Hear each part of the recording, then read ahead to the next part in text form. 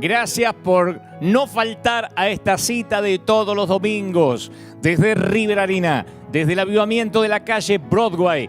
Gracias por no faltar, insisto, por ser fieles hoy, un domingo extraordinario, celebrando las Pascuas, celebrando la resurrección, domingo de resurrección, y estamos muy felices de poder vivirlo juntos, de poder transmitirte en un ratito lo que creo Dios me dijo que te diga. Los que se conectaron lo hacen a través de www.river-church.org. Ahí está nuestro sitio oficial.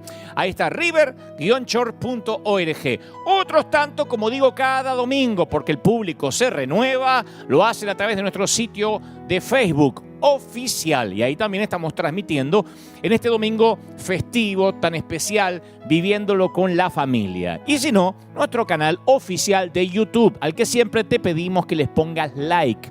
Así, de ese modo, los videos se hacen mucho más virales, se mueven los algoritmos, llegamos a más gente y este mensaje queda en esta cápsula del tiempo maravillosa llamada Internet.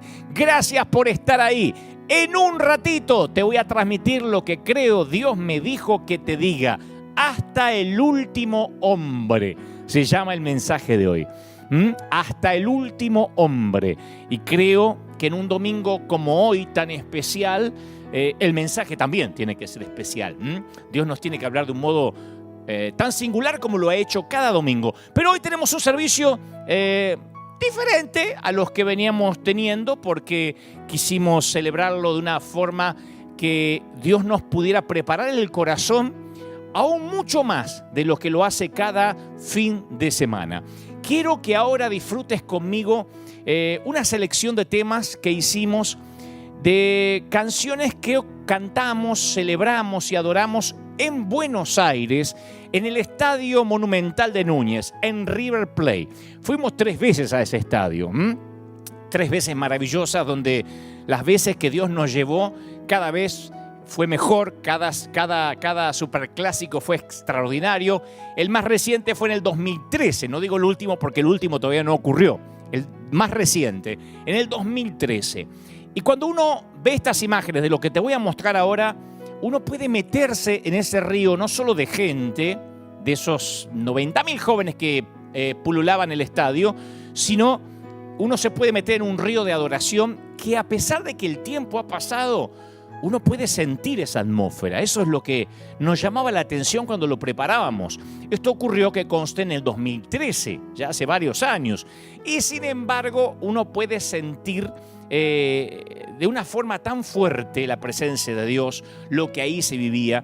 Y los temas tienen que ver justamente con este domingo de resurrección. Preparamos el corazón, nos preparamos para adorar primero con el aleluya, después vamos al Monte Calvario y desde allí el Señor nos va a seguir preparando nuestro alma, nuestro ser, para que nos transmita lo que considero Él ha puesto en mi corazón y que como cartero te voy a decir en un ratito nada más. Llama a papá, llama a mamá, dile hoy, o a tus seres queridos, a la suegra, porque todo el mundo va a recibir hoy, y diles: Dios nos va a hablar en un ratito, ya nada más que pasen estos temas musicales. Y estos temas musicales son, insisto, para meternos en el río de la adoración. Esto ocurría en River Plate, en mi querido Buenos Aires, hace muy poco tiempo atrás, y quiero que lo disfrutes conmigo. Y ya, en un segundo, bueno, en unos minutos, estamos directamente de parte del corazón de Dios para que este mensaje nos pueda llegar a lo profundo del alma. No te vayas, ya venimos.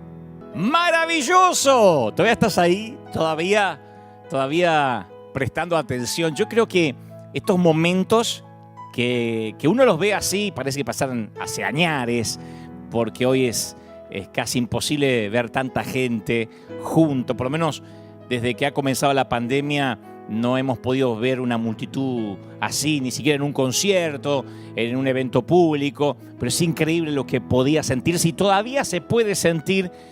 Y queríamos compartir esto porque traspasa la pantalla e, insisto, va preparando nuestro corazón en este domingo de resurrección. Si te acabaste de conectar, estamos transmitiendo en vivo nuestro servicio dominical en este domingo de Pascuas tan especial, y en un ratito te voy a transmitir el mensaje hasta el último hombre. No te muevas de ahí. Sigue llamando a tus seres queridos para que no se pierdan lo que Dios nos hablará en momentos. En cuanto a el proyecto Honra, Misión Graneros, el domingo que viene te vamos a seguir mostrando los distintos países. Ya llegó el material de México, ya llegó el proyecto Honra de Argentina. No vas a poder creer lo que pudimos hacer en las villas miserias de Argentina. Te lo vamos a mostrar, Dios mediante, a partir de la semana que viene. Hoy decidimos tener este servicio especial de alabanza y adoración. Cuando termine este servicio a las 6 de la tarde, bueno, una hora después que termine, poco después de una hora, vamos a estar transmitiendo nuestro programa en CNN Radio AM 950, como siempre, a las 6 de la tarde. Y como desde aquí siempre te cuento cuál va a ser el invitado, hoy voy a hablar con el querido Yokoi Kenji, tremendo colombiano japonés, motivador, con un humor fabuloso. Yo sé que lo conoces a través de las conferencias de YouTube. Voy a ver cómo me va hoy. En un ratito voy a charlar con él en vivo a las 6 de la tarde y puedes escucharlo en directo en cnnradio.com.ar desde tu computadora o bajándote la aplicación a tu celular. Yokoi Kenji en un ratito. Ahora sí, cambiamos el clima porque recién adorábamos, ¿no? Desde el Estadio River. Ahora venimos aquí al River Arena. Y desde River Arena vamos a recordar esos coros maravillosos. Claro, nosotros una vez al año tenemos lo que llamamos la cadena de los 7 días. 7 días, de lunes a domingo, donde nos reunimos todas las noches y luego cerramos el domingo por la mañana en nuestros 2 servicios dominicales. Lo hicimos durante muchos años. 7 días unidos por distintas peticiones, 7 días clamando, 7 días sin cortar la cadena, 7 días donde la gente no falta y esto se llena a full, no cabe un alfiler. Y los 7 días comenzamos con fiesta, con alabanza y recordamos los coros clásicos, los viejos coritos. ¿Se acuerdan cuando los pastores de antes decían, cantamos unos coritos? Estos son los coros maravillosos, o algunos, que solíamos cantar en la cadena de los 7 días. Y como hoy es domingo de resurrección y es fiesta, vamos a disfrutarlo así. Cadena de los 7 días, esto ocurría con estos coros maravillosos. Y tras esta alabanza, ya viene el mensaje. Mira, que en 1957 publicó su poema más famoso titulado No estoy saludando, sino ahogándome. De hecho, alguna vez hice un mensaje con ese título, ¿no? No estoy saludando, sino ahogándome. Y el poema, de apenas unos 12 versos, presenta a un hombre revolcándose en la marea, gesticulando frenéticamente, pero que no logra la ayuda de las personas que caminan por la orilla. Y la gente lo ve, pero asumen que está simplemente saludando. Así que continúan su camino, hasta le devuelven el saludo, cortésmente, dejando que se ahogue. Y este mensaje es justamente para los que parece que están saludando, pero que en realidad se están ahogando. Los que de lejos uno podría considerar que les va bien, pero en realidad se están hundiendo. Porque convengamos que a veces cuando agitamos nuestra mano con entusiasmo, no siempre estamos diciendo ¡hola! A veces puede significar socorro, me estoy hundiendo. Y yo pienso que esto es especialmente cierto cuando la vida no resulta de la manera en que pensábamos que lo haría. Tal vez comenzamos nuestras vidas cristianas con grandes sueños, con altas aspiraciones, con una fe ferviente, pero en algún punto del camino nuestros sueños se desmoronaron, nuestras aspiraciones fueron aplastadas y nuestra fe se disipó en un abismo. Y esas expectativas aplastadas pueden hacernos sentir desesperados, sin esperanzas, heridos. Igual que en el calendario la vida también tiene sus estaciones, sus temporadas. Bueno, no es precisamente igual que el calendario, porque el calendario es predecible y sigue un orden.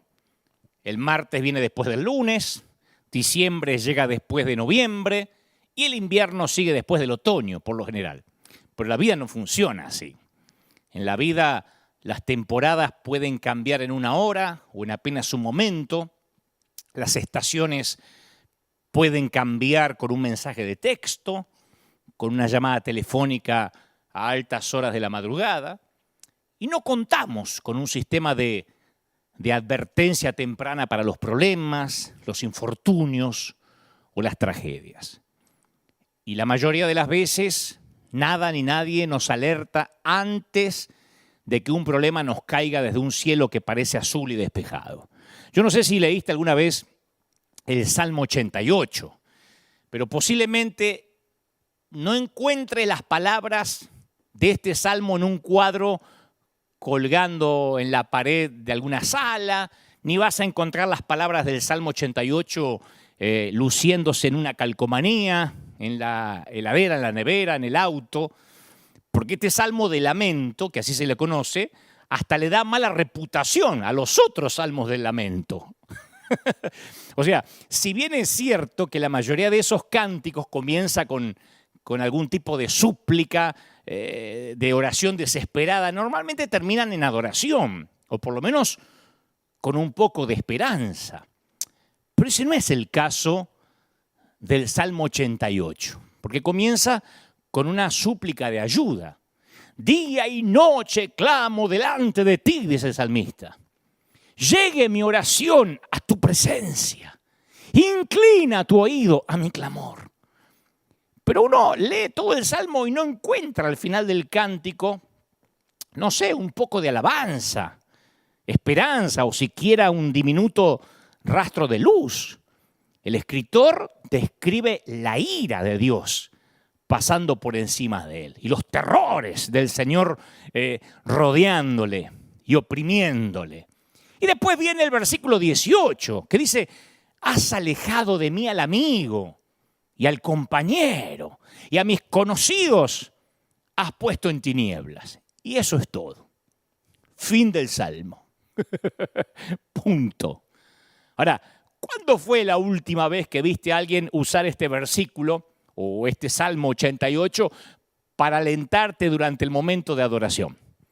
Mientras está tocando el teclado. Yo no lo vi nunca y estoy seguro que tampoco lo viste. Entonces, ¿por qué Dios incluye salmos como el 88 en su palabra? Uno se pregunta, ¿por qué siquiera está ahí? ¿Es que acaso tenemos tan pocos dolores en esta vida que tenemos que leer sobre eso en las Escrituras? Y bueno, la verdad es que pienso que el Salmo 88 tiene un lugar en nuestras Biblias, especialmente porque es verdad, porque refleja cómo nos sentimos algunas veces.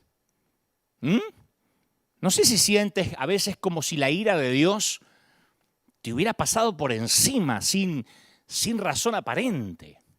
Y también le ocurrió al salmista, y lo dice. O sientes como si los terrores te estuvieran rodeando completamente, también le pasó al salmista. O sientes como si todos tus seres queridos, tus compañeros, tus amigos fueron alejados de ti, también le pasó al salmista. O sientes que la oscuridad es tu amiga más cercana, también le ocurrió al salmista. Entonces, antes de comenzar a transmitirte lo que creo Dios me dijo que te diga, yo quiero que reconozcas que Dios sabe que esos sentimientos que tienes existen y que Él escogió honrarlos al incluir un registro de ellos en su santa palabra. ¿Por qué? Bueno, porque esas son las palabras que pueden algún día salir de nuestros propios corazones, como le pasó al salmista, si es que ya no lo hicieron. Entonces no cometas el error, ese error tan común de tratar de negar tus sentimientos o sentirte culpable y condenado por tenerlos. Si bien no te aconsejo que te revuelques en esos sentimientos, pero te sugiero que no los escondas, que no huyas de ellos.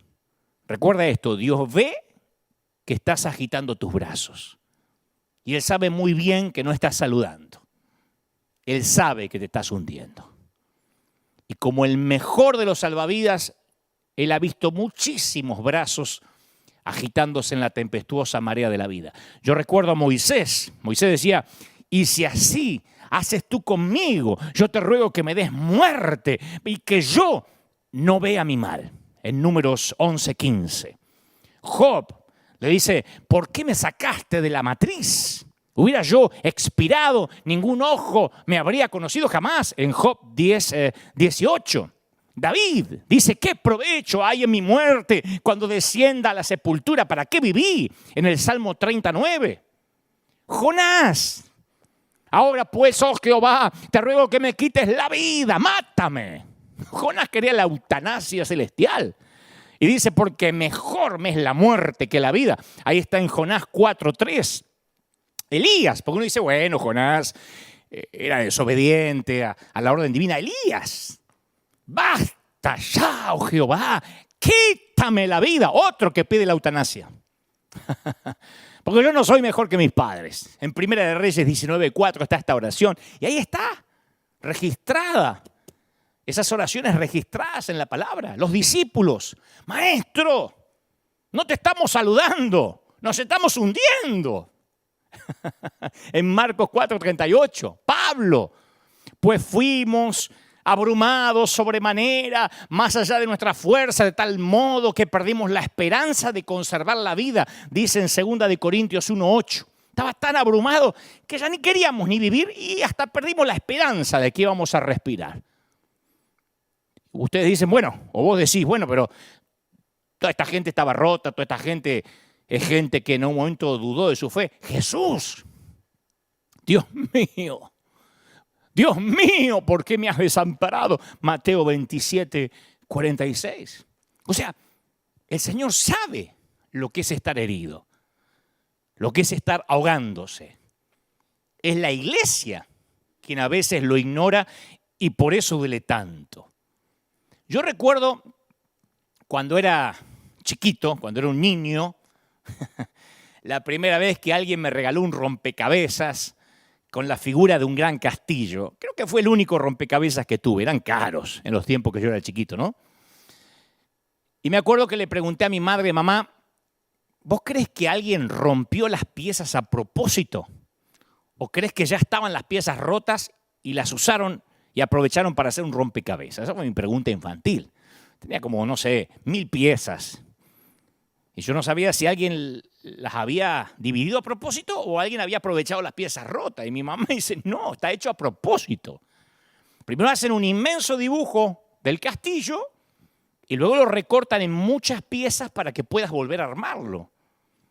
Y yo nunca olvidé esa frase. Está hecho a propósito. Entonces, hasta el día de hoy, pienso en todas las piezas rotas en mi vida y en las vidas de los que me he encontrado en este peregrinar cristiano en el ministerio. Y le he preguntado a Dios, Padre, ¿tú orquestas la ruptura de nuestras vidas a propósito? ¿O simplemente nos invitas a que traigamos a ti todas las piezas que ya estaban rotas? Y mientras que pienso en mi pregunta, comienzo a formularme otras. ¿Importa acaso? Digo, la respuesta va a ser que nos relacionemos con Dios de una manera distinta dependiendo de lo que nos diga. Una cosa es amar a Dios cuando pensamos que Él es el quien repara nuestras piezas rotas, el que viene y arregla el lío que hicimos con nuestras vidas. Pero ¿y si fuera Él el que permite y hasta participa en el rompimiento? Yo sé que ahora mismo me está mirando mucha gente herida. Me está diciendo, no me digas que Dios permitió esto. Yo sé que hay mucha gente herida. Y las oraciones son muy similares a estos héroes de la fe que te mencionaba recién. ¿Por qué Dios no cambia el corazón de mi esposo? Si Dios detesta tanto el divorcio, ¿por qué no me ayuda a reconstruir nuestra relación? En todas estas oraciones se percibe manos arriba, brazos agitándose, no estás saludando, te estás ahogando. Escucha Dios mis oraciones. ¿Se va a morir mi papá? Y las mujeres que luchan contra la infertilidad también hacen sus preguntas, lo mismo aquellos que luchan por la falta de trabajo o están batallando contra una enfermedad crónica. Otros, ya adultos, siguen tratando de superar las heridas del abuso, la negligencia, el abandono durante la niñez. Sin importar cuál sea la aflicción, las preguntas a fin de cuentas suenan igual. ¿Acaso no ves mi dolor? ¿Por qué Dios no haces algo? Que es la pregunta de muchos en este domingo tan especial. ¿Será que te estás haciendo esa pregunta en este momento? ¿Por qué Dios no hace nada? Y yo quiero ayudarte a entender esas heridas. Pero recuerda que este mensaje no va a hacer nada por tu vida como lo puede hacer la palabra de Dios. Por eso tengo la intención de arraigar en las Escrituras todo lo que voy a decirte. Todo lo que yo te voy a decir no es una cuestión filosófica, humanista, todo lo voy a arraigar en las Escrituras, ¿está claro?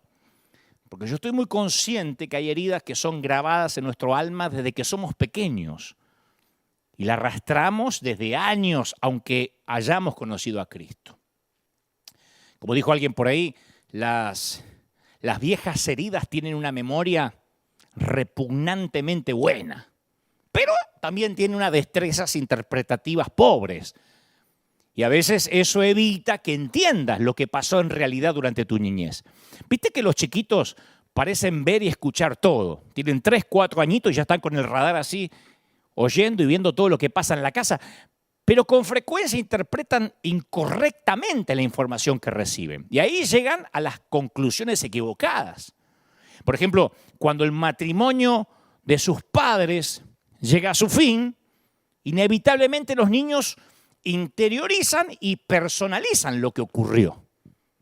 Entonces el nenito empieza a pensar, ¿se habría quedado papá en casa si yo hubiese mantenido mi cuarto arreglado? ¿Será que él no se hubiese ido de casa si yo me hubiese ido a bañar todas las noches? ¿Se fue mamá porque no la ayudaba con los quehaceres de la casa? Sí, seguro que fue mi culpa. Claro, uno dice, bueno, pero de adulto uno sabe que no. Sí, pero esas marcas van quedando. Y yo he contado infinidad de veces, nuestra congregación lo sabe, porque aparte es mi historia, que cuando mi mamá se moría de cáncer, que luego por providencia divina llegamos al Señor y ella fue sanada y Dios me la regaló 40 años más. Pero cuando ella se moría literalmente con cáncer, yo apenas tenía unos 6 años, 5 años y medio, 6. Y en cierta ocasión hasta recuerdo dónde fue. En un caminito, en un senderito que iba desde la casa hasta el galpón. Mi padre estaba completamente borracho porque vivía ebrio para ese entonces. Y me dijo, si no te hubiésemos parido, tal vez mamá estuviera sana ahora. Porque se decía que el embarazo le había complicado el cáncer o se lo había despertado de alguna forma, ¿no? Lo que decían los médicos en ese tiempo. Y me acuerdo que mi papá me dijo, si no te hubiésemos parido, mamá no estaría enferma. Y me miró a los ojos y en ese momento yo no vi otra cosa sino puro odio. Y yo amaba a mi viejo. Y en mi mente de niño, él no estaba equivocado, porque él me conocía. Lo que significaba que si él me decía eso es porque había algo terrible en mí, que yo había sido el culpable. Así que por muchos años decidí que nunca más iba a permitir que alguien se acercara a mí lo suficiente para ver lo que mi papá había visto. Y esta mortal estrategia también afectó mi relación con Dios, porque no solo me ensimismé en mi propio mundo, sino que tampoco dejé que Dios accediera a él. Y traté de ser un perfecto cristiano superficial para que Dios nunca viera en mí nada que provocara que me mirara con odio como me había mirado mi papá o que me dejara de amar. Porque yo no iba a poder soportar aquella mirada de mi papá terrenal en los ojos de Dios. Y a mí me escribe mucha gente que lucha con una imagen distorsionada de sí mismo, usualmente por sucesos que ocurrieron en el pasado.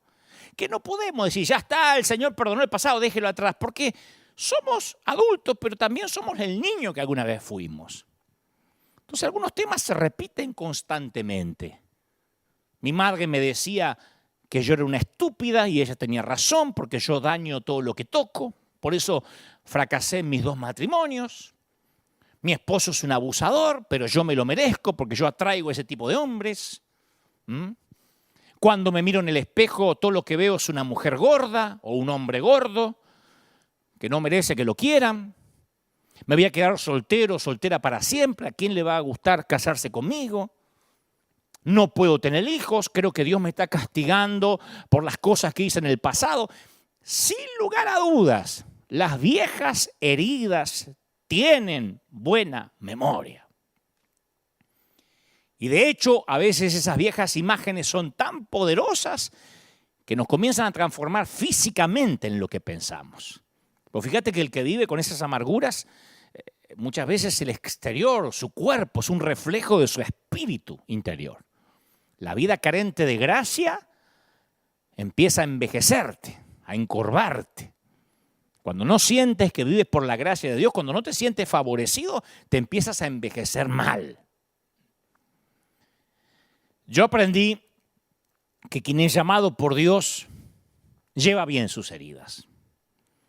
Las cicatrices tienen su belleza especial, que yo conté muchas veces que siempre oculto mi mano derecha, que me corté los dedos en la carpintería y mi mano no es muy bonita, así que yo siempre en las conferencias de prensa, cuando la cámara está cerca, trato de ocultar mi mano derecha. Es un instinto de tomar el micrófono con la mano izquierda, a pesar de que soy diestro.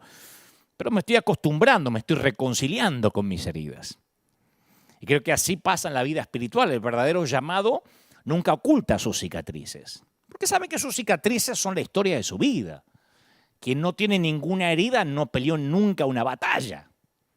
De hecho, yo suelo desconfiar de quien no lleva heridas. Ese creyente perfecto, ese pastor o apóstol que parece que es un superhéroe de Marvel, a mí me produce desconfianza. Porque algunas heridas son tan profundas que toman años para sanar. Otras no se ven. Pero la sanidad de una herida, de ciertas heridas, lleva toda una vida. Las heridas de la vida son una placa de honor. Las heridas muestran que no te retiraste. Tus heridas muestran que no te rendiste. Yo muchas veces tengo que enfrentar la encrucijada en la cual tengo que decidir si permanezco o me retiro. Especialmente cuando algún colega, algún hombre de Dios falla. En su moral, en su integridad. Viste que la mayoría ni siquiera quiere que le saquen una foto con esa gente. Son los nuevos leprosos, los nuevos infectados.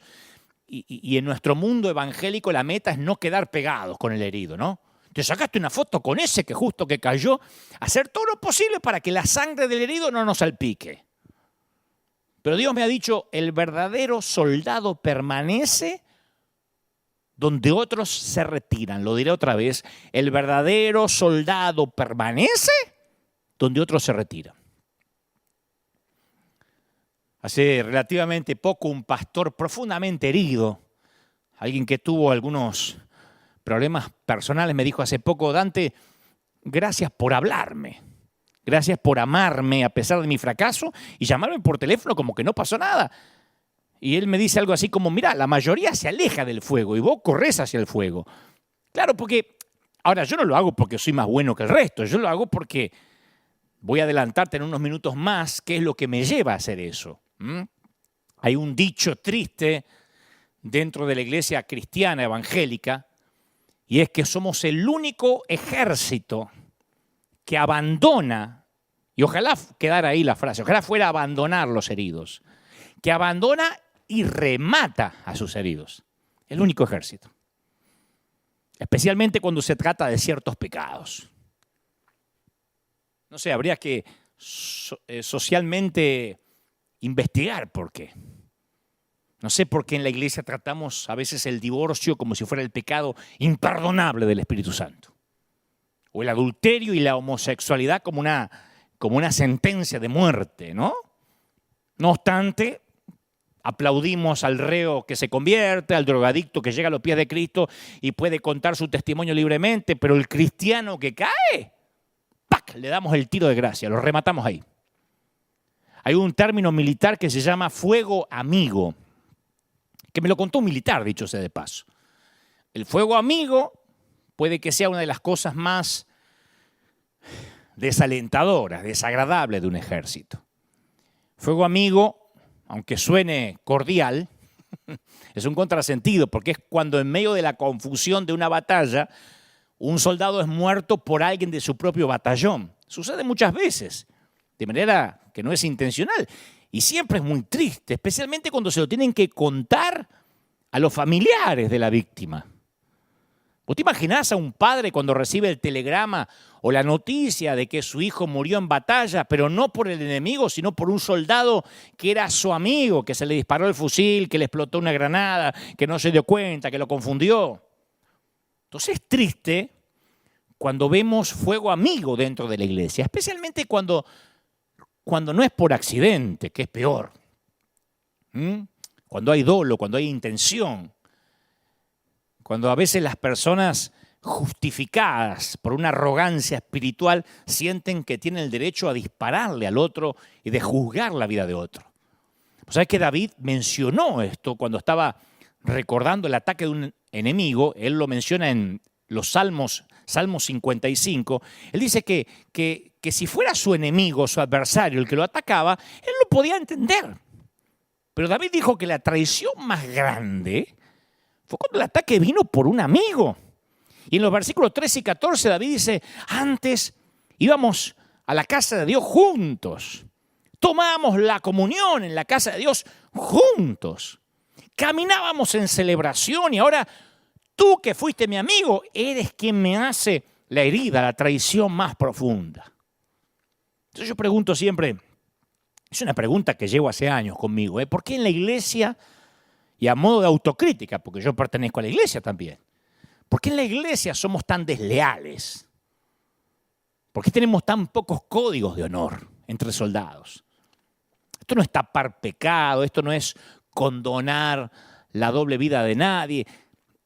Es entender que tenemos un solo enemigo y no está sentado en la congregación y tampoco está en la congregación de la esquina ni pertenece a otra denominación. No tenemos que permitir el fuego amigo dentro de la congregación, los tiroteos amistosos, las guerras santas. Porque qué fácil es criticar cuando alguien famoso, ¿no?, o popular cae. Decimos, bueno, es que la vergüenza que trae la iglesia, pero mirá el corazón del rey David, que cuando cayó su atormentador, que la Biblia narra que estaba poseído por demonios, el rey Saúl, a quien entre paréntesis David no quiso tocar porque dijo, Dios me libre de tocar al ungido, David rasgó sus ropas cuando Saúl murió. No celebró. El enemigo que lo tuvo proscripto, lo tuvo fugitivo en el desierto por años, ahora estaba muerto y él no celebró, lloró. Segunda de Samuel 20, exclama David, ¿cómo han caído los grandes? ¿Cómo han caído los valientes? Y luego hace una aclaración, no lo digas en Gad, no lo digas en Gad.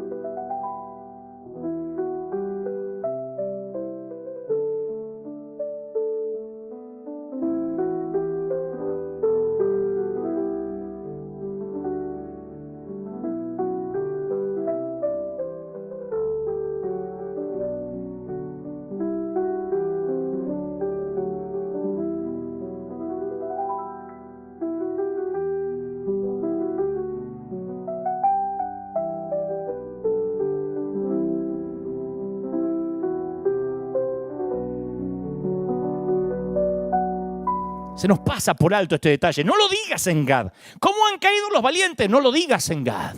A mí me resulta conmovedor este pedido. Porque ¿por qué David diría, no lo digas en Gad? Claro, porque Gad era una ciudad de filisteos. Acuérdate que Goliat era de Gad. Y lo que David lamentaba es cómo el mundo se burlaría por la caída de los valientes, la caída de los grandes. No lo digas. No está queriendo tapar que Saúl había perdido la gracia y el favor de Dios. Simplemente no se quiere regocijar en eso. No quiere ser él el que dispare el tiro de gracia a Saúl. Recuerda, es más fácil sanar a un soldado herido y devolverlo a la batalla que entrenar a un nuevo soldado. Ni te quepa duda. Siempre es más fácil reconfortar, restaurar a un soldado herido y ponerlo de nuevo en las líneas enemigas antes que entrenar a alguien nuevo, a un novato. Seamos un pueblo restaurador. Pero porque Dios es un Dios restaurador, se nos tiene que pegar. Entonces vuelvo a lo que veníamos.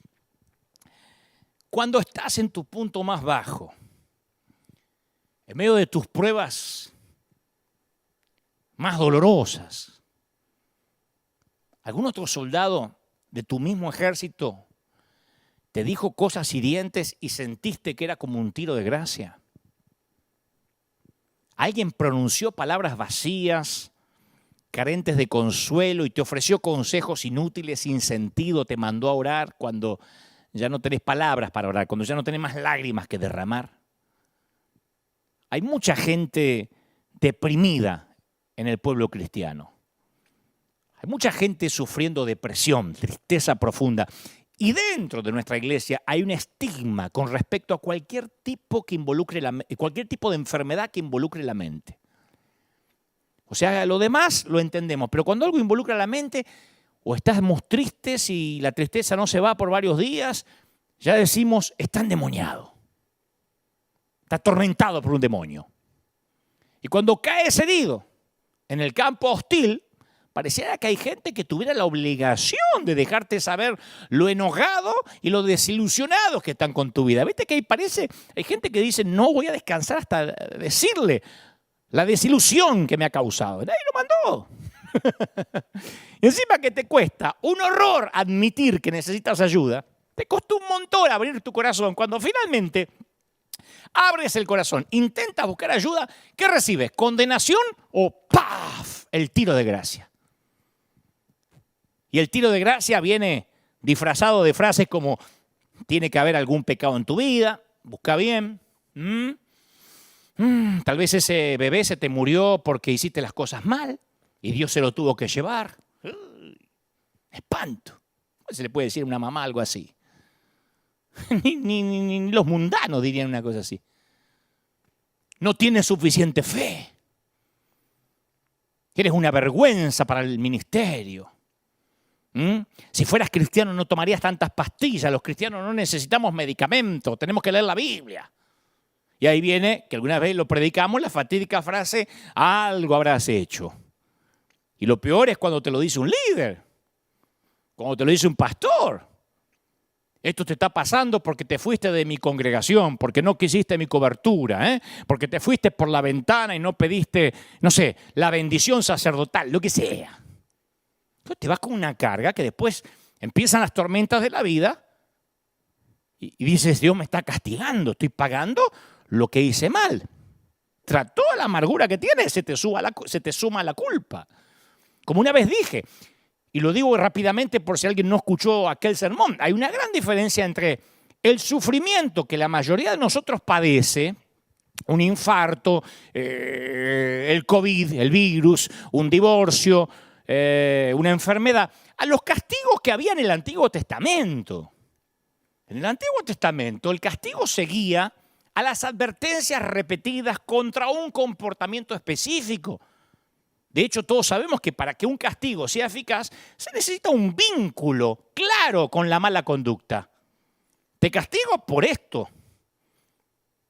Como dije una vez, pensá en un padre que castiga a un niño pequeño y no lo castiga en el momento que hace lo que hace, sino que espera un rato, espera 3 horas, 2 días.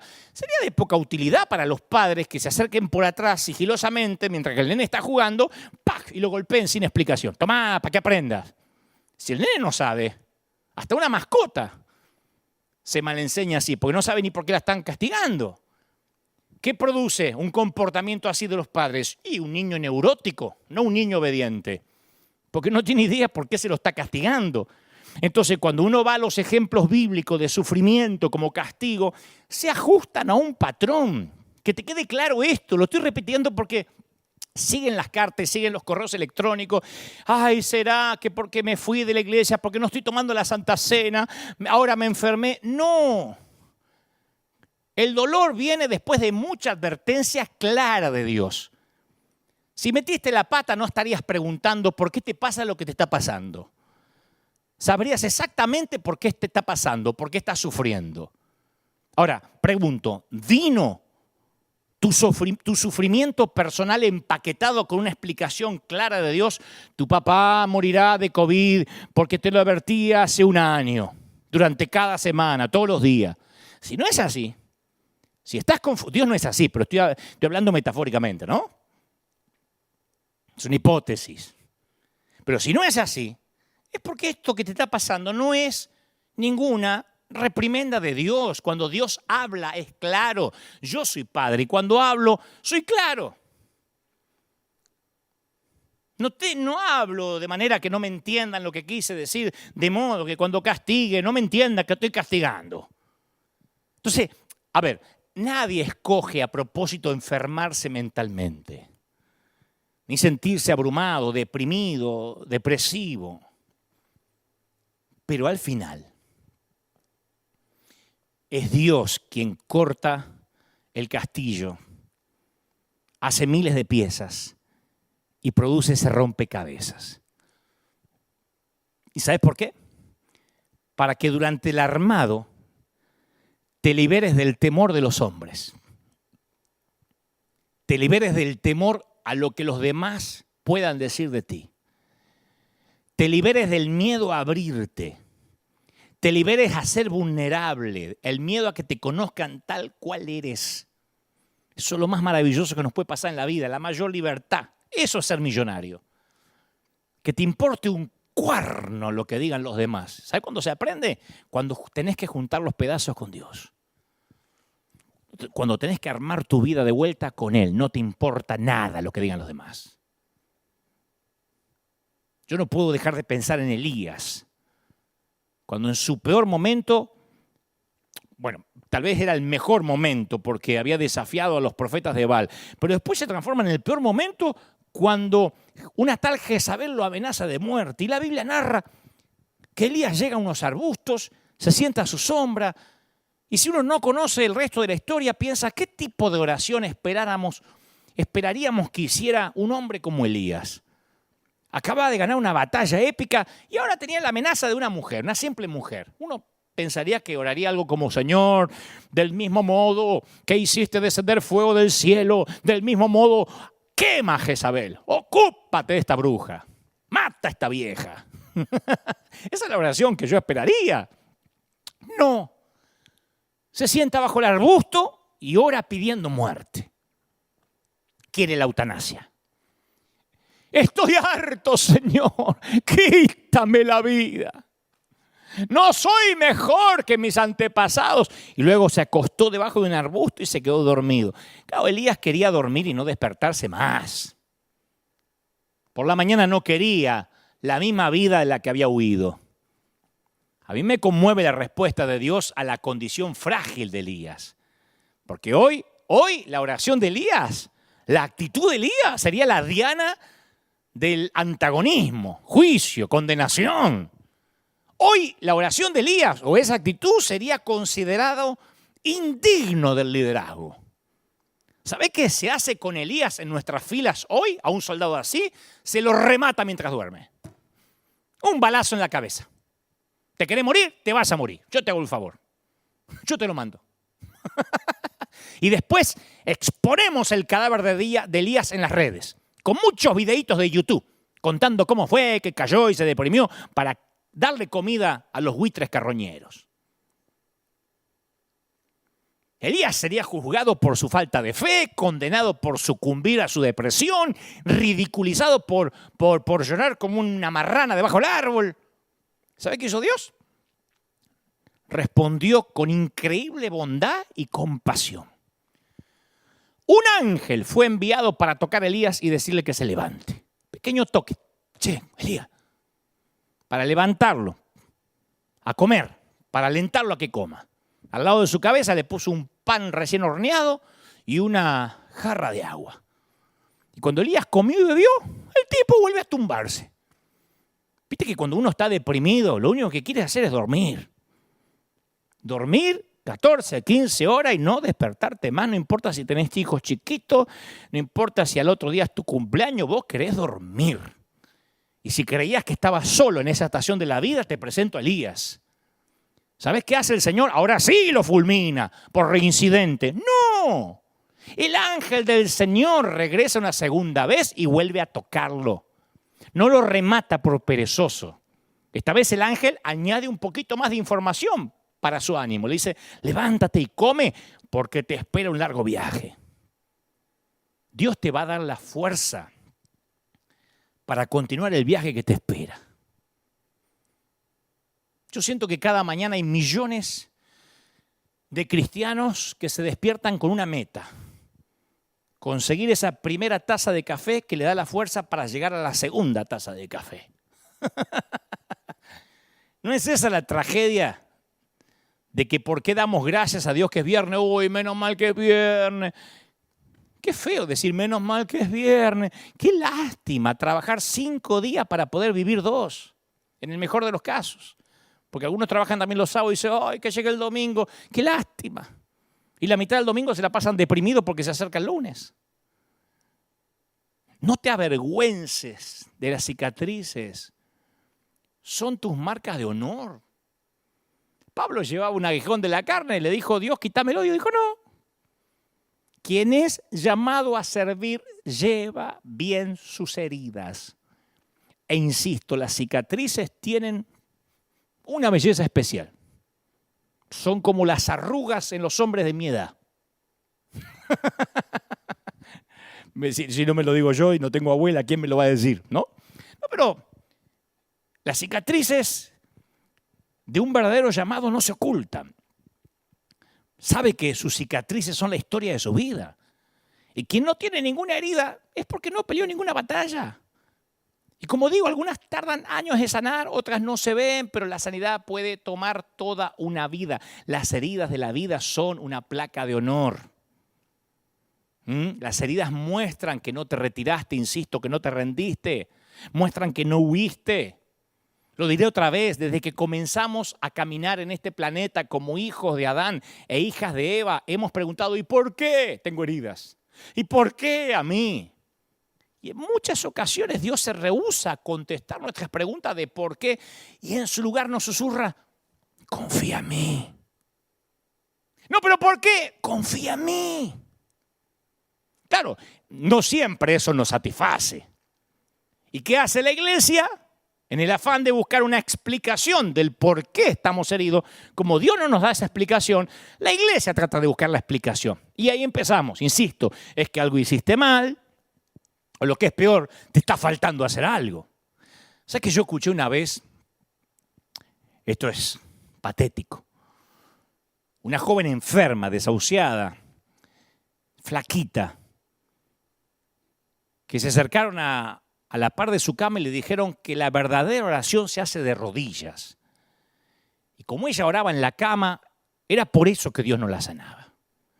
Esa era la razón por la que Dios no estaba contestando sus oraciones, que ella tenía que cambiar la postura, que en fe se tenía que levantar con el suerito, con los cañitos, la cantidad de cablecitos que estaban conectados a su corazón y a otros tantos sitios, y ella tenía que levantarse de la cama y arrodillarse. Y ella se arrodilló, dijo, porque a lo mejor es la postura lo que impide que Dios me conteste. Y se arrodilló sobre sus débiles y frágiles rodillas y casi de inmediato se dislocó el hueso de la cadera. Empeoró. Digo, ¿quién es el burro que le va a decir una cosa así? Buscar una explicación a un porqué cuando Dios dice, confía en mí. Yo, para ser sincero, de verdad, a veces me da bronca lo que nosotros hemos hecho de Dios. Y mi frustración gira alrededor de las mentiras perpetradas en su nombre. Yo pienso en esa manera de ver a Dios, la manera en que a veces lo hemos predicado, que tanto daño le hizo a las personas rotas. ¿A cuánta gente dañó esa fórmula de si tienes suficiente fe, confiésalo y reclámalo? Claro, lo confiesa, lo reclama, no se sana. Y esa doctrina tan distorsionada no funciona para nadie. Sin importar lo que la gente diga, no funciona. Dios no es una rocola celestial. Siempre que tengas la moneda correcta, escoges la música para tu vida. Esas doctrinas han herido a miles de personas que terminan llegando a la siguiente conclusión. La razón por la que mi hijo murió, por eso se me murió el bebito. La razón por la que mi matrimonio fracasó. La razón por la que perdimos la casa. Todo eso fue porque me faltó fe. Y esto va más allá de simple crueldad. Es una blasfemia. Porque Cristo nunca nos prometió un camino fácil. Nunca dijo que habría rosas sin espinas, o años enteros sin invierno, o caminos sin obstáculos. Fue justo lo contrario. Cuando él fue arrestado y enjuiciado, Jesús le dijo a sus más allegados, en el mundo tendréis, ¿qué? Aflicción. ¿Qué tendréis? Aflicción. Pero confiad, yo he vencido al mundo. No dice se las voy a quitar. Juan 16:33. No dice les voy a evitar la aflicción. Yo soy afligido para que ustedes no sean afligidos. No, van a tener aflicción y confíen. No pregunten por qué, si yo lo estoy prometiendo. Te estoy prometiendo aflicción. ¿Para qué cuando viene preguntar por qué? Si te lo prometí. Esa es una promesa que muchos no quieren hacerle repetir a la gente en las congregaciones. No vas a escuchar en toda tu vida a un líder decir, dígale al que está a su lado, Jesús te dice, vas a tener problemas. Diga conmigo, voy a tener problemas. ¡Aleluya! Confiese, voy a tener problemas, como dijo Jesús. ¿Por qué no lo repetimos si lo dijo Jesús? Si repetimos todo lo que dijo Él. Él nunca nos prometió un camino fácil. Lo que Cristo sí promete es su presencia, su paz, en las noches más oscuras, en las batallas más largas. O sea que hace un tiempo atrás estábamos viajando, fuimos a África, Uganda, tenemos allí unos orfanatos que sostenemos y unos niñitos que hemos adoptado y subimos a un pequeño bus, a un pequeño autobús que nos iba a llevar 2 horas de camino a donde se encuentran los orfanatos, no sin antes llegar hasta la orilla de un río y después el último tramo se hace a través de una lancha a Río Traviesa, ¿no? La cosa es que el chofer se distrajo, un lugareño, y se alejó 1 hora del camino. O sea que teníamos, en teoría, 2 horas para llegar y este se alejó 1 hora para el otro lado, por un sendero espantoso, de tierra, de pozo. Nunca en mi vida brinqué tanto dentro de un autobús. Y cada hoyo en el sendero parecía más grande que el anterior y en varias ocasiones, ¡pum!, daba la cabeza contra el techo. Bueno, a la larga llegamos a las lanchas, pero bastante magullados, estropeados, escupiendo polvo. Y así es como yo veo este camino en el que estamos andando. El camino de la vida puede ser muy, muy, muy escabroso. Y sin embargo, este tipo de jornada nunca fue el plan original. Dios diseñó un camino sin obstáculos para nosotros, pero el desvío fuera del huerto del Edén nos llevó a través de desiertos, de montañas traicioneras, de ríos embravecidos y finalmente hasta una cruz en una colina. Pero es el camino a casa. De eso estoy completamente convencido. Es el camino a casa. Yo le decía al chofer, hay que pasar por estos pozos y sí, es el camino al destino. Yo creo que cuando lloro, Dios atrapa cada lágrima. Yo creo que cada dolor tiene su propósito y no es un desperdicio. Y Dios ha prometido que hasta las de las peores tragedias resultará algo bueno. Yo estoy convencido que no has vivido ni un momento en tu vida sin que hayas sido amado. ¿Cómo te ama el Señor? Y sí, los desvíos suelen levantar bastante polvo. En algún otro momento vamos a hablar de los desvíos, de esas rutas indirectas, ¿no? En algunos momentos todavía podemos ver hacia dónde vamos y a veces el sendero parece que desaparece porque el polvo lo tapa todo, pero Dios dice, yo estoy al volante. Cuando el apóstol Pablo describió nuestra condición rota, él la comparó a un espejo defectuoso. Él comparó nuestra condición a un espejo borroso. Dice Pablo, ahora conocemos a Dios de manera no muy clara. Hay cosas que no vamos a entender. Hay muchos por qué que no tienen respuesta. Como cuando vemos nuestra imagen, dice Pablo, reflejada en un espejo a oscuras. Pero cuando todo sea perfecto, veremos a Dios cara a cara. 1 Corintios 13:12. Y ahí diremos, ahora entiendo. Por eso me tocó sufrir. Por eso el Señor me desarmó y me volvió a armar. Una de las lecciones que más he aprendido es que Dios está mucho más interesado en quiénes nos estamos convirtiendo antes que en lo que estamos haciendo. Claro, es un lindo concepto, pero cuando estamos en medio de la tormenta, es difícil aferrarse a esos pensamientos, ¿no? Hace poco predicaba un mensaje titulado Heridas de vida y yo le dije a la congregación una frase que oí de alguien, maravillosa, que de hecho la tengo escrita en todos sitios, en mi escritorio, en el automóvil. En servicio del amor, solo los soldados heridos pueden servir. En el servicio del amor, solo los soldados heridos pueden servir. Fíjate vos qué declaración tan poderosa. Y yo me pregunto, ¿qué tal si ese quebranto, si esas noches sin dormir, es un regalo divino? Vos decís, ¿pero qué clase de regalo? Sí, un misterio que solo vamos a entender completamente cuando estemos en la eternidad, del otro lado del sol. ¿Qué tal si nuestras heridas más profundas son justo lo que Dios necesita para que su misericordia fluya a otros a través de nuestras vidas? En lugar de pensar que hice mal, esto de Satanás, esto porque me salí de la cobertura, ¿qué tal si en lugar de tratar de arreglarnos a nosotros mismos, nos presentamos rotos como somos para que Dios nos use? Y vos decís, sí, pero estoy muy roto. Y bueno, algunos de nosotros hemos pasado tanta angustia, hemos tolerado tanto dolor implacable que pensamos, no, yo estoy deshecho para servir. Apenas me puedo levantar por las mañanas y vos me decís que tengo que servir. Mirá, yo no tengo ningún deseo de empujarte, mucho menos de avergonzarte o de provocarte cargos de conciencia para que salgas a alcanzar las personas heridas que te rodean.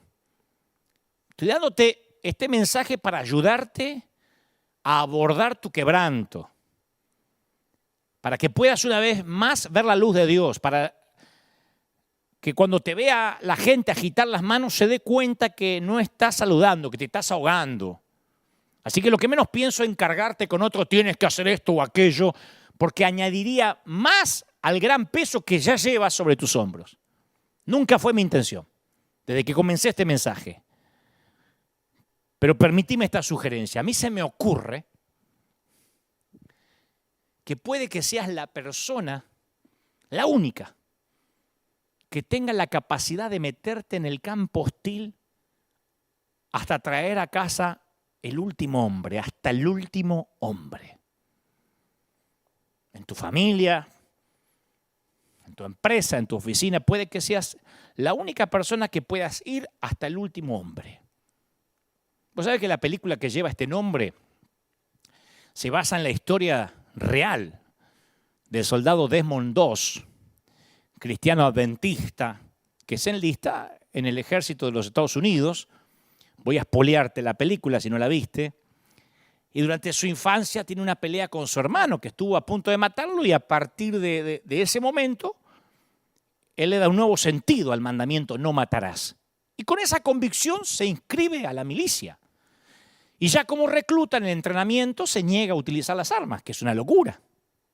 Entonces sufre castigos, golpes por no obedecer órdenes y se le propone que abandone el ejército, pero él insiste en que él puede colaborar de otro modo, pero no con las armas. Él se ve como un enfermero que puede ayudar a salvar a sus compañeros, no como un soldado que combate y que mata. Bueno, la cosa es que se tiene que enfrentar a un consejo de guerra que decide finalmente que puede permanecer en el ejército, colaborar en los términos que sus convicciones personales y religiosas se lo permiten. Y al fin es enviado a la lucha de los estadounidenses cuando ellos libran una batalla en el Pacífico, participa en la sangrienta y brutal batalla por la toma de Okinawa. Y ahí dos, en actitud heroica, bajo el fuego de los japoneses, se juega la vida por sus compañeros heridos. Y el valor del tipo, que es flacucho, por lo menos así es el actor que lo interpreta, ese valor no tiene límites, él confía en Dios. Y en esos días rescata a 75 soldados heridos. Y se gana el respeto y la admiración de sus compañeros. Y finalmente es condecorado con la medalla de honor del Congreso que le entrega el propio presidente Harry Truman. Y yo me pregunto, ¿por qué la mayoría de los cristianos prefieren matar antes de rescatar heridos? Yo no sé si te diste cuenta que durante la pandemia los hospitales no permiten que la gente que no tiene el virus se quede mucho tiempo ocupando una cama. Antes, capaz que sí, te internaban por cualquier cosa. Ahora no, hay una escasez de cama total que al momento en que alguien no está grave, punto, le dan el alta. Tienen que liberar camas, porque llega el punto en que alguien ya recibió suficiente ayuda y ya no está en la sala de pacientes críticos. Y la frase es, hay que liberar camas, es la orden de los médicos. Más que nunca, durante el 2020 la orden fue, hay que liberar camas. Creo que nosotros no nos vamos a convertir nunca en ministros mientras nos quedemos en la cama del hospital. Yo no estoy minimizando tu dolor, pero estoy diciendo que necesitas levantarte y ayudar a alguien a sobrevivir lo que ya superaste, o por lo menos estás superando. Hay mucha gente que necesita la cama en la que ahora te encuentras. Yo te diría, quédate ahí bajo la manta, pobrecito, chiquito, no se puede levantar, vamos. Pero vamos, tenés que darle la cama a alguien y convertirte en parte de la solución en lugar de parte del problema. Eso por sí ya es una terapia. Porque ese mismo lugar en el que has llorado, ese mismo lugar en el que has gemido, es el que puede traer sanidad y honor a aquellos que pueden ser tocados por el mismo dolor. Como el soldado adventista de la película que dirigió Mel Gibson. Quizás no sepas cómo disparar un arma, pero estoy seguro que el dolor que estás pasando, que pasaste, te ayudó a saber identificar heridos, ¿o no? Ese es el lugar donde tu compasión va a aumentar y ayudarás a la próxima generación de víctimas a salir de sus camas y caminar. No sea que Dios permitió que tus pedazos se rompieran y te volviera a armar para entender a los que pasan lo mismo. Pablo dijo, y para hacer notoria las riquezas de su gloria, las mostró para con los vasos de misericordia que Él preparó de antemano para gloria, en Romanos 9:23. Me encanta esa frase, vasos de misericordia. Las Escrituras llaman a este tipo de soldados rescatadores, a este escuadrón de búsqueda, vasos de misericordia. Yo me he propuesto que cuando volvamos a abrir River Arena presencialmente, vamos a ser más hospital que nunca. Vamos a ser vasos de misericordia. ¿Sabes por qué? Porque solo pueden ser misericordiosos los que necesitaron misericordia. Estos expacientes tienen una comprensión que viene únicamente de haber estado ellos mismos heridos. La misericordia que tenemos aquí tiene raíces en los recuerdos de nuestras propias tragedias. Porque no me digas que si alguna vez superaste una tormenta, seguramente tenés una actitud muy distinta en comparación a los que nunca han fallado, los que se creen justos. Ay, menos mal que yo nunca me deprimí. Si pasaste por un montón de cosas dolorosas, alegrate, sos un vaso de misericordia. Y Dios quiere usarte como vaso de misericordia. Tenés que enseñarle y tenemos que enseñarle a la próxima generación cómo evitar la escuela de los golpes duros. Por eso otros días yo salía a decir, no, yo no soy pastor, otro día voy a explicarlo más. Prefiero que me conozcan por un comunicador, por un vaso de misericordia, que la palabra pastor no me aleje del que está roto. No me pongan un pedestal diferente. Ahora, ¿no sería agradable enseñarle a tus hijos de modo que no enfrenten lo que enfrentaste y que aprendan lo que sabes? Porque ahora sabes cosas que los puede salvar de tormentas, de lágrimas, de heridas, de traumas. Toda esa información que te la vas a llevar a la cama. Si no podés salvarlo, al menos podés ayudarlos en el camino. Después de todo estuviste ahí y sabés cómo regresar del infierno. Yo no conozco a lo que te enfrentas en este momento. Porque tal vez todo lo que puedas hacer ahora es tratar de seguir escuchando lo que digo, entre lágrimas. Hay mucha gente que se está secando las lágrimas mientras me está oyendo. O quizás estás atravesando por una temporada en tu vida en la que sientes que estás hecho trizas. Demasiadas exigencias para tu tiempo, tus energías. Y justo cuando parecía que estabas por tomar un respiro, ¡pac! Otro golpe te hace perder el balance. Y la vida parece que no te viene dando tregua.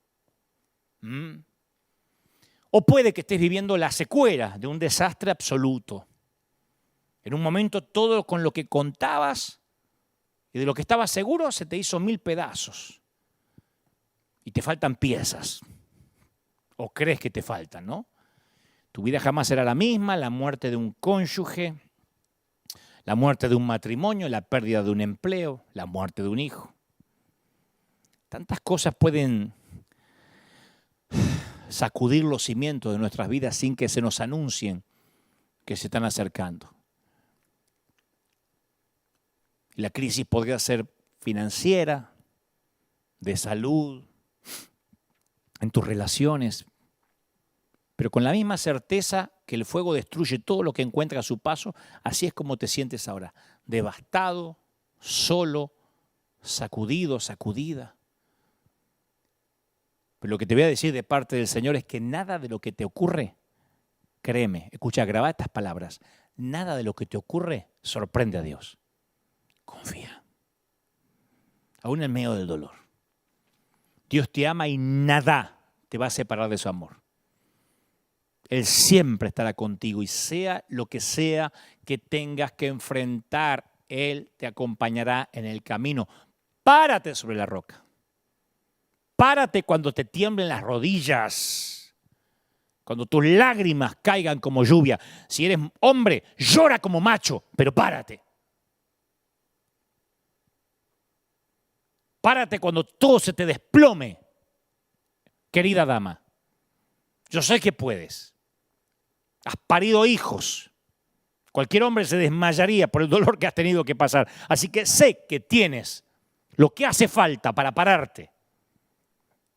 Jesús mismo se para a tu lado. Siempre. Vamos.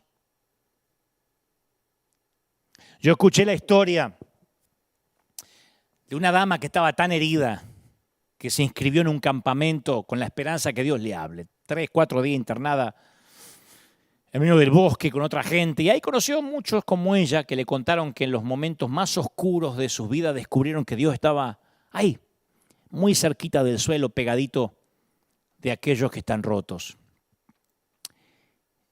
Y dice que ella lloró desde el primer día, desde que llegó. Yo digo siempre que no es coincidencia que Dios haya puesto nuestros conductos lacrimales en nuestros ojos. El dolor tiene que ser visto. Si Dios hubiese querido que ocultáramos el dolor, las lágrimas saldrían por otro sitio. Pero si salen por los ojos es porque el dolor tiene que ser visto. La cosa es que finalmente el último día del campamento le entregaron a cada uno de los participantes un palillo de madera y le explicaron cómo iba a ser el resto del ejercicio esa noche. Tenían que imaginarse que estaban en un barco que se estaba hundiendo y no había suficientes botes. Y cada uno tenía que confiarle su palillo a la persona que viviría para marcar una diferencia en el mundo. En otras palabras, cierren los ojos, hay solo un bote y solo se puede salvar una persona de ustedes. No se pueden salvar a sí mismos. Ya se conocieron durante este campamento a quién le entregarían su palillo para que esa persona se salve. Ella estaba rota, estaba débil, así que le dio su palillo al que estaba al lado. Pero cuando abrió los ojos a sus pies, vio un montón de palillos de madera, como 100 y pico. Casi todos los que estaban en el campamento le habían puesto el palillo a sus pies. Ella diría después, todos querían que yo ocupara un lugar en el bote. Y ella dijo, no los quiero, porque no me queda nada para dar. Yo no tengo nada para dar. ¿Viste cuando uno está tan herido que dice, ya no tengo nada para dar? ¿Viste? A mí me ha pasado muchas veces que digo, yo no puedo dar más, ya está. Capaz que me venís siguiendo hace muchos años, me decís, vos Dante, no, hubo un momento que no puedes dar más y siempre estás hablando un montón de veces que yo ya no sé qué dar. Esta mujer dijo, no tengo más nada para dar. ¿Y sabe qué le dijeron? Te elegimos porque solo alguien que estuvo tan herida podría marcar una diferencia en el mundo comprendiendo a aquellos que sufren. Cuando estudio las vidas de aquellos que han preguntado los por qué más punzantes en todas las escrituras, yo puedo ver un hilo de esperanza entretejido a través de cada uno de ellos. Job, un hombre justo, diezmado por una tragedia tras otra, le hizo a Dios decenas de preguntas. Y terminó diciendo, hasta ahora solo había oído de ti, pero ahora te he visto con mis ojos, de oídas te había oído. Me retracto de lo que dije y me siento en polvo y ceniza en señal de arrepentimiento. David, a pesar de saber que Dios lo había escogido para gobernar Israel como rey, todos sabemos que terminó siendo perseguido, fue a vivir en una cueva como fugitivo. ¿Sabes qué dijo? Que todo lo que soy alabe al Señor, que nunca olvide las cosas buenas que hace por mí. Él perdona mis pecados, sana mis enfermedades, Salmo 103:2. Me redime de la muerte, me corona de amor y de misericordias. Pablo, golpeado y naufragado, apedreado, dijo, y estoy convencido que nada podrá jamás separarme del amor de Dios. Y escucha esto, ni la muerte, ni la vida, ni ángeles, ni demonios, ni nuestros temores de hoy, ni nuestras preocupaciones de mañana, ni siquiera los poderes del infierno pueden separarnos del amor de Dios. Ningún poder en las alturas, ni en las profundidades. De hecho, nada en toda la creación podrá jamás separarnos del amor de Dios que está revelado en Cristo Jesús, nuestro Señor, le dice a los Romanos capítulo 8:38. Entonces, mi mente humana no puede entender las maneras de Dios, pero yo confío en su corazón. Yo he tenido que pelear una difícil batalla para entender ese oasis, ese lugar de descanso. ¿Vos sabés que Dios nunca respondió a las preguntas de Job? De la misma forma que tal vez nunca responda a las tuyas de este lado de la eternidad. Pues ¿y por qué? ¿Por qué se me murió? ¿Y por qué me enfermé? ¿Y por qué perdí la casa? ¿Y por qué me divorcié? Mira, por cada por qué que alguna vez haya desgarrado en dos tu corazón, recuerda que Dios nos regaló el domingo de resurrección. Pues ¿y eso qué tiene que ver? Aquella primera mañana de Pascua, hace tiempo atrás, que hoy recordamos, Dios introdujo un nuevo porqué en nuestra jornada. Un porqué. Dios también se dio el lujo de decir porqué. Dios, Dios se dio el lujo de decir porqué. Dice, yo también voy a decir porqué. Pero este es el porqué más glorioso de todos. Este sí te lo podés grabar. ¿Por qué buscan entre los muertos al que está vivo? Él no está aquí, ha resucitado. Lucas 24:5. Alguien tiene que decir amén. ¿Por qué lo buscas entre los muertos? Qué maravilloso, ¿por qué? Te lo cambio por todos los tuyos. Y si Él ha resucitado, te invito a sumarte al escuadrón de búsqueda. Vamos, capitalicemos nuestras heridas para internarnos en territorio hostil y busquemos a los soldados heridos en combate. Nadie como vos para observar a los que levantan la mano y darte cuenta que no están saludando, que en realidad se están ahogando, que aquel matrimonio finge ser feliz, pero que no lo es. Que aquel muchacho finge ser un adorador, pero está luchando con pornografía. Que aquella muchacha finge que disfruta su soltería, pero sus noches de soledad se hacen cada vez más intensos. ¿Quién puede reconocer eso? Vamos. Carguemos los cuerpos heridos sobre nuestros hombros y llevémoslos a casa. Te propongo que volvamos a ser el ejército que se conozca por la manera en que nos amamos unos a los otros, como dijo el Señor. Y por cierto, a propósito de la película, para terminar, a mí me fascina recordar ciertas escenas, pero me voy a despedir con 4 de ellas. Una de ellas es cuando el soldado 2 finalmente salva a 75 compañeros heridos y el capitán pregunta: ¿quién hizo esto? 2, el cobarde, señor. Y luego el capitán lo mira al soldado y le dice: lo siento, te juro que todo lo que vi fue ese chico flaco. No sabía quién eras. ¿Sabes? Hiciste más que cualquier otro hombre al servicio de este país. Nunca me equivoqué tanto con alguien en mi vida. Espero que algún día puedas perdonarme. Esa frase me hace preguntar si los ateos algún día dirán algo así de nosotros. La segunda escena es cuando todo el pelotón, que hace unos días detestaba a 2, le hacían bullying. Ahora no quieren subir a la montaña, no quieren ir a la batalla sin él. Y el capitán lo convence y le dice: ¿sabes? Tienes que ir. Muchacho, los demás no son como tú, pero sí creen mucho en lo que tú crees. Y lo que hiciste allá puede que sea un milagro. Y quieren un poco de ese milagro. Así que vamos, alístate. No subirán sin ti. Y yo me pregunto si algún día nuestro ejército también nos va a considerar imprescindibles. Sueño con que no quieran entrar en batalla si no estamos todos entre las filas. La tercera escena es cuando ese mismo capitán no entiende por qué el escuadrón no sale a la misión de inmediato. Y le dice: ¿qué demonios están esperando? Esperamos, señor. ¿Esperan qué? Que el soldado 2 termine de orar por nosotros, señor. Algunos ni creían en Dios, pero ahora no querían ir a la batalla sin que el flacucho orara por ellos.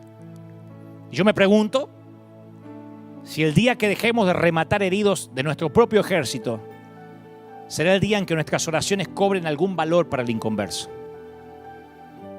Mientras tanto, es solo retórica vacía. Y finalmente, claro, la escena en donde en medio de las granadas y explosiones enemigas el soldado 2 eleva una plegaria. Si no viste la película, no ora por ayuda para matar a un soldado más. Ni se siente el justiciero para rematar a un colega herido, menos. Él solo clama: Señor, permíteme salvar a uno más. Y me pregunto si ese es el tipo de oración que podría iniciar una nueva normalidad en la iglesia de Jesucristo. La iglesia del todos o nadie. La iglesia que no vuelve a casa sin traer de regreso hasta el último hombre. Vamos a orar. Padre, gracias por los que ahora, hasta este momento, han escuchado este mensaje que traté de transmitir conforme tú me lo has dado. No he agregado ni he quitado nada a lo que considero es tu revelación, pero sé que hay mucha gente quebrada, llorando del otro lado. Enjuga esas lágrimas. recógela en copas de plata o de oro. Anótalo en el libro de memorias que menciona el profeta Malaquías. Graba en el corazón de la gente que está viendo ahora que tú los amas tanto. Señor, yo he hablado torpemente al único sitio que puedo llegar, que es el intelecto. Pero tú has llegado al corazón del público, al alma de la gente. Sana, impacta, imprime esta palabra con el sello de tu espíritu. Camino ahora en el territorio hostil, como un símbolo. No he hecho otra cosa desde que la pandemia comenzó y no hemos hecho otra cosa en River desde hace casi 12 años. Ensuciarnos las manos con la sangre de los heridos. Poner nuestra reputación en riesgo. Quitarnos los títulos, bajar las armas y traer a todos de regreso a casa. Aún aquel que parece que está muerto, quién sabe, bájalo. Dale la chance de vivir. Somos la iglesia que preferimos equivocarnos por exceso de gracia antes que por exceso de ley.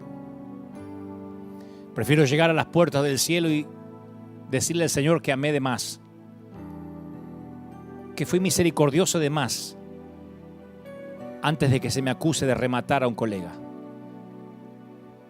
o de juzgar la vida ajena. Bueno, además, no podría. Bastante trabajo me lleva mi pobre vida como para que me ocupe de alguien más criticando. Y cuando digo pobre, no es que sea miserable, es que es una vida corta, es una vida pequeña comparado con la eternidad, con la riqueza de la eternidad. Oro por los que están del otro lado ahora, secando sus lágrimas, despidiéndose de sus camas. Vamos, párate de pie al lado del Señor. Nadie como tú para entender el dolor ajeno. Oro por los que la depresión ha sido tan profunda que apenas pudiste digerir estas palabras, pero sé que el Espíritu Santo las ha grabado a fuego en tu corazón. Vamos, oro por ti. Oro por los que están en el frente de batalla, los cargo en mis hombros y los llevo a casa. Siempre le digo a nuestra congregación, y se los repito ahora, donde quiera que estés, no solo la familia que se congregaba aquí, sino aquellos que se han unido a esta gran iglesia de distintas partes del mundo o en los 5 continentes. Se supone que soy tu líder. Estamos juntos en esto. Y no te dejaré atrás. Te llevaré a casa. Vamos a casa. Vamos a recuperarte. Oro por todos los que regresarán a casa. Donde quiera que estés. Oro por los que ahora se están reincorporando para una nueva batalla. Oro por los pastores, por los queridos consiervos que han caído. Cuando digo han caído, han tropezado, como Jesús con la cruz. Se han sentido avergonzados, culpados. No estoy justificando lo que hiciste. Digo, el ejército te necesita. Y tú estás allí como Rambo en la segunda película, retirado, diciendo esa no es mi guerra, no es mi batalla, fracasé. Pero el Señor me mandó a buscarte, a decirte que tienes que reincorporarte. Que solo quien conoce las selvas, los collados, las aristas del terreno como tú, es quien puede traer de regreso a los rehenes, a los heridos. Te necesita el Señor. Necesita gente rota como yo y como tú. Te ama el Señor. Si estás por primera vez, no importa si eres católico, adventista, ateo, musulmán, judío, testigo de Jehová, te ama el Señor. Y si nunca te invitaron a recibir a Cristo en tu corazón, recíbelo ahora. Dile al Señor que quieres que entre en tu vida, en tu corazón, que se quede a morar contigo y que anote tu libro en el libro de la vida. Te bendigo hoy más que nunca, domingo de resurrección. Bendigo tu vida, soldado del escuadrón de búsqueda en combate contra las filas invasoras. Gracias por estar ahí, iglesia. No aflojen, gracias por ser fieles, gracias por sembrar, gracias por su semilla, gracias porque nos estamos transformando en esa iglesia que rescata a los que habían quedado tirados por allá y los habían dado por muertos. ¿Qué van a estar muertos? Vamos a reinsertarlos en este ejército victorioso. Que Dios te bendiga. Firme como talón de oso. Te veo aquí, Dios mediante, dentro de 7 días. Disfruta lo que queda de domingo de resurrección. Y acuérdate, ¿por qué buscas entre los muertos al que está vivo? Chau, que Dios te bendiga. Los dejo con la placa final. Nos vemos pronto.